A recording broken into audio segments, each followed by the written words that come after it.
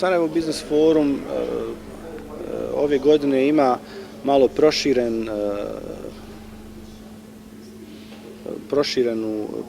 fokus.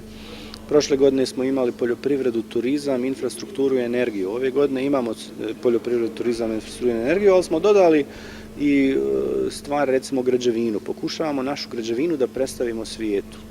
I napravili smo taj konzorcij, bosansko-hercegovački konzorcij između firme iz Banja Luke, Gruda i Sarajeva, da zajednički se predstave kao zajednički potencijal za projekte kao što je Katar ili Saudijska Arabija ili Katar gdje se priprema svjetsko prvenstvo. Onda smo dodali obrazovanje kao potencijal, znači da povećamo broj stranih studenata, to je stranih investicija potrošnje u Sarajevu.